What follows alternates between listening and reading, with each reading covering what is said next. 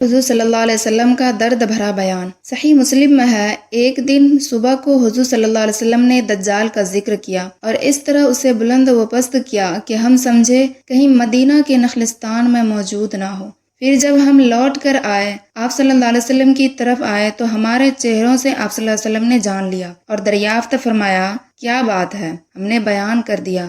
آپ صلی اللہ علیہ وسلم نے فرمایا، اگر وہ میری موجودگی میں نکلا تو میں خود اسے سمجھ لوں گا، اور اگر وہ میرے بعد آیا تو ہر مسلمان اس سے آپ بھگت لے گا۔ میں اپنا خلیفہ ہر مسلمان پر خدا کو بناتا ہوں۔ وہ جوان ہوگا، آنکھ اس کی ابھری ہوئی ہوگی، بس یوں سمجھ لو کہ عبدالعزیز بن قطان کی طرح ہوگا۔ تم میں سے جو اسے دیکھے اس کو چاہے کہ سورہ کہف کی ابتدائی آیتیں پڑھے۔ وہ شام و عراق کے درمیان غوشہ سے نکلے گا اور دائیں بائیں گشت کرے گا۔ اے اللہ کے بندوں، خوب ثابت قدم رہنا۔ ہم نے پوچھا، حضور وہ کتنی مدت تک رہے گا؟ آپ صلی اللہ علیہ وسلم نے فرمایا، 30 دن۔ ایک دن 1 سال کے برابر، ایک دن 1 مہینے کے برابر، اور ایک دن 1 ہفتے کے برابر، اور باقی دن تمہارے معمولی دنوں کی طرح۔ پھر ہم نے دریافت کیا کہ جو دن سال بھر کے برابر ہوگا اس میں ایک ہی دن کی نمازیں کافی ہوں گی؟ آپ صلی اللہ علیہ وسلم نے فرمایا، نہیں، بلکہ اندازہ کر لو۔ ہم نے پوچھا، یا رسول اللہ اس کی رفتار کی کیسی ہوگی؟ فرمایا، ایسی جیسے بادل ہواؤں سے بھاگتے ہیں۔ وہ دجال ایک قوم کو اپنی طرف بلائے گا، وہ مان لیں گے تو آسمان سے ان پر بارش ہوگی، زمین سے کھیتی اور پھل اگیں گے، ان کے جانور تر و تازہ اور زیادہ دودھ دینے والے ہو جائیں گے۔ اور ایک قوم کے پاس جائے گا جو اسے جھٹلائے گی اور اس کا انکار کر دے گی، یہ وہاں سے واپس ہوگا تو ان کے ہاتھ میں کچھ نہ رہے گا۔ وہ بنجر زمین پر کھڑا ہو کر حکم دے گا کہ اے زمین کے خزانوں نکل آؤ، تو وہ سب نکل آئیں گے اور شہد کی مکھیوں کی طرح اس کے پیچھے پیچھے پھریں گے۔ یہ ایک نوجوان کو بلائے گا، اسے قتل کرے گا اور اس کے ٹھیک 2 ٹکڑے کر کے اتنی دور ڈال دے گا کہ ایک تیر کی رفتار ہو۔ پھر اسے آواز دے گا تو وہ زندہ ہو کر ہنستا ہوا اس کے پاس آ جائے گا۔ اب اللہ تعالی حضرت عیسیٰ علیہ السلام یعنی مسیح بن مریم علیہ السلام کو بھیجے گا۔ وہ مشرقی مینارے کے پاس 2 چادریں اوڑھے باندھے 2 فرشتوں کے پروں پر بازو رکھے ہوئے اتریں گے۔ جب سر جھکائیں گے تو قطرے ٹپکیں گے، اور جب اٹھائیں گے تو مثل موتیوں کے قطرے ٹپکیں گے۔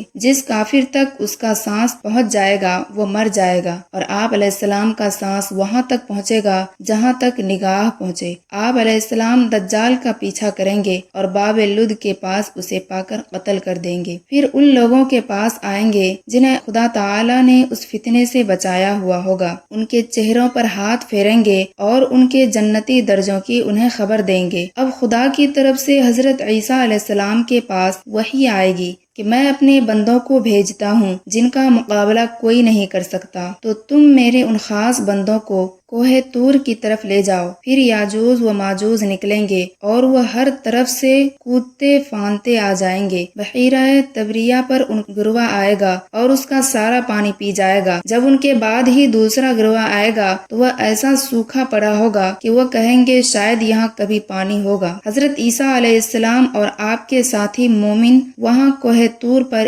رہیں گے کہ ایک بیل کا سر انہیں اس سے بھی اچھا لگے گا جیسے تمہیں آج 100 دینار محبوب ہے۔ اب آپ علیہ السلام اور مومن خدا سے دعائیں اور التجا کریں گے، اللہ تعالیٰ ان یاجوج اور ماجوج پر گردن کی گلٹی کی بیماری بھیج دے گا جس میں سارے کے سارے ایک ساتھ ایک دم میں فنا ہو جائیں گے۔ پھر حضرت عیسیٰ علیہ السلام اور آپ کے ساتھی زمین پر اتریں گے، مگر زمین پر ایک بالشت بھر جگہ بھی ایسی نہ پائیں گے جو ان کے لاشوں اور بدبو سے خالی ہو۔ پھر آپ اللہ تعالیٰ سے دعائیں اور التجا کریں گے تو بختی اونٹوں کی گردنوں کے برابر ایک قسم کے پرند اللہ تعالیٰ بھیجے گا جو ان کے لاشوں کو جہاں خدا چاہے ڈال دیں گے۔ پھر بارش ہوگی جس سے تمام زمین دھل دھلا کر آئینے کی طرح صاف ہو جائے گی۔ پھر زمین کو حکم ہوگا کہ اپنے خزانے نکال اور اپنی برکتیں لوٹا۔ اس دن ایک انار ایک جماعت کو کافی ہوگا اور وہ سب اس کے چھلکے تلے آرام حاصل کر سکیں گے،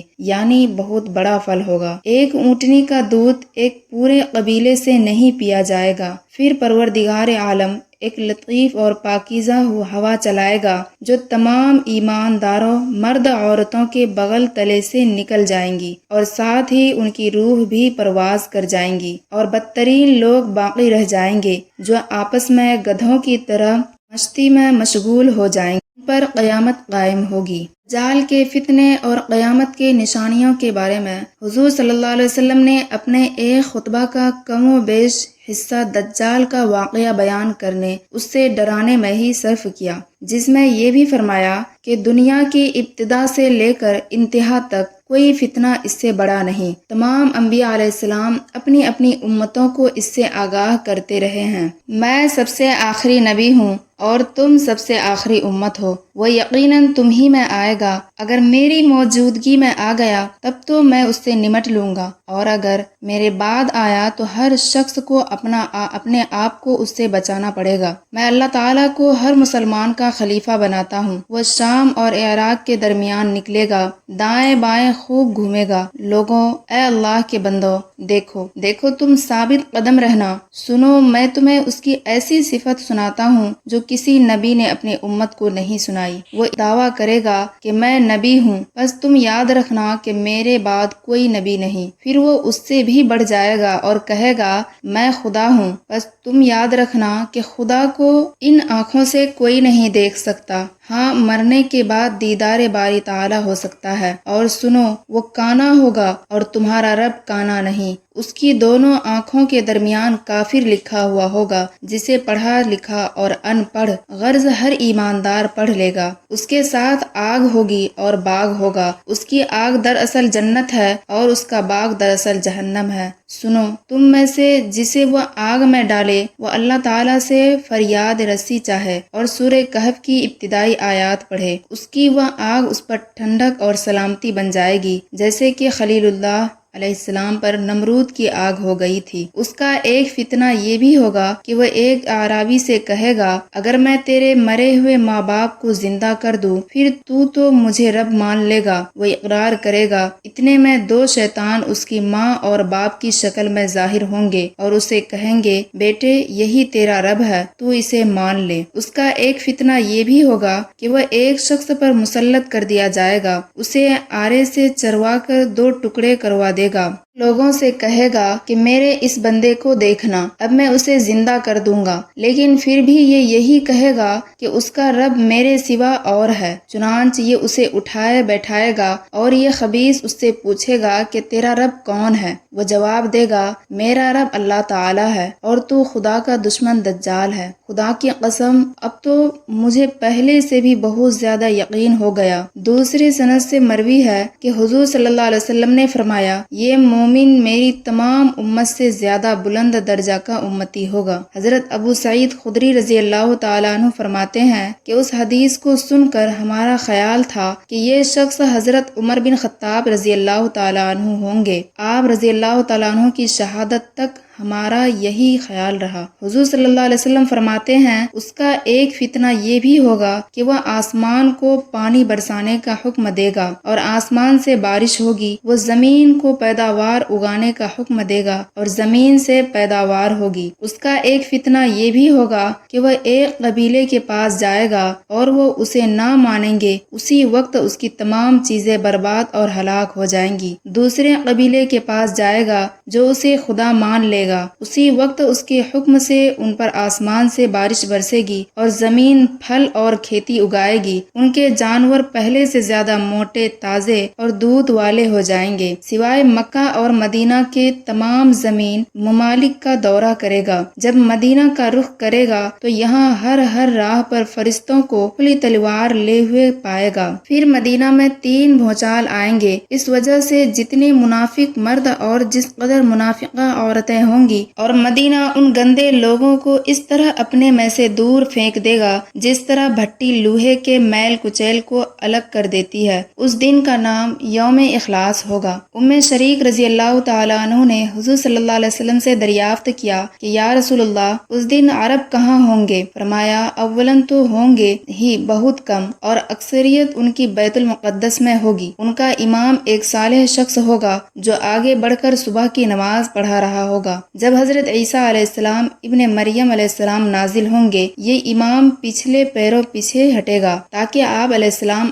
آگے بڑھ کر امامت کرائے، لیکن آپ علیہ السلام اس کی کمر پر ہاتھ رکھ کر فرمائیں گے کہ آگے بڑھو اور نماز پڑھاؤ، اقامت تمہارے لیے کی گئی ہے، بس ان کا امام ہی نماز پڑھائے گا۔ نماز سے فارغ ہو کر آپ علیہ السلام فرمائیں گے دروازہ کھول دو، بس دروازہ کھول دیا جائے گا۔ ادھر دجال 70,000 یہودیوں کا لشکر لیے ہوئے موجود ہوگا، جن کے سر پر تاج اور جن کی تلواروں پر سونا ہوگا۔ دجال آپ علیہ السلام کو دیکھ کر اس طرح گھلنے لگے گا جس طرح نمک پانی میں گھلتا ہے، اور ایک دم پیٹھ پھیر کر بھاگنا شروع کر دے گا، لیکن آپ علیہ السلام فرمائیں گے خدا نے مقرر کر دیا ہے کہ تو میرے ہاتھ سے ایک دن ضربے کھائے گا، تو اسے ٹال نہیں سکتا۔ چنانچہ آپ علیہ السلام اسے باب لد کے پاس پکڑ لیں گے اور وہیں اسے قتل کر دیں گے۔ اب یہودی بدحواسی سے بھاگیں گے، لیکن انہیں کہیں سر چھپانے کو جگہ نہ ملے گی۔ ہر پتھر، ہر درخت، ہر دیوار اور ہر جانور بولتا ہوگا کہ اے مسلمان، یہاں یہودی ہے، آ کر اسے مار ڈال۔ ہاں، ببول کا درخت یہودیوں کا درخت ہے، یہ نہیں بولے گا۔ حضور صلی اللہ علیہ وسلم فرماتے ہیں پھر عیسیٰ ابن مریم علیہ السلام میری امت میں حاکم ہوں گے، عادل ہوں گے، امام ہوں گے، باانصاف ہوں گے، صلیب کو توڑیں گے، خنزیر کو قتل کریں گے، جزیے کو ہٹا دیں گے، حسد اور بغض بالکل جاتا رہے گا، ہر زہریلے جانور کا زہر میٹھا کر دیا جائے گا، بچے اپنی انگلی سانپ کے منہ میں ڈال دیں گے لیکن وہ انہیں کوئی زر نہ پہنچائے گا، شیروں سے لڑ کے کھیلیں گے، نقصان کچھ نہ ہوگا، بھیڑیے بکریوں کے گلے یعنی ریور میں اس طرح پھریں گے جیسے رکھوالا کتا ہو، تمام زمین اسلام اور اصلاح سے اس طرح بھر جائے گی جیسے کوئی برتن پانی سے لبالب بھرا ہوا ہو، سب کا کلمہ ایک ہو جائے گا، اللہ کے سوا کسی کی عبادت نہ ہوگی، لڑائی اور جنگ بالکل موقوف ہو جائے گی، زمین مثل سفید چاندی کے مانند ہو جائے گی، ایک جماعت کو ایک انگور کا گوشہ پیٹ بھرنے کے لیے کافی ہوگا، ایک انار اتنا بڑا ہوگا کہ ایک جماعت کھائے اور سیر ہو جائے، بیل اتنی قیمت پر ملے گا اور گھوڑا چند درہموں پر ملے گا۔ لوگوں نے پوچھا اس کی قیمت گر جانے کی کیا وجہ ہوگی؟ فرمایا اس لیے کہ لڑائیوں میں اس کی سواری بالکل نہ لی جائے گی۔ دریافت کیا گیا کہ بیل کی قیمت بڑھ جانے کی کیا وجہ ہے؟ فرمایا اس لیے کہ تمام زمین میں کھیتیاں ہونی شروع ہو جائیں گی۔ دجال کے ظہور سے 3 سال سخت قحط سالی ہوگی، پہلے سال بارش کا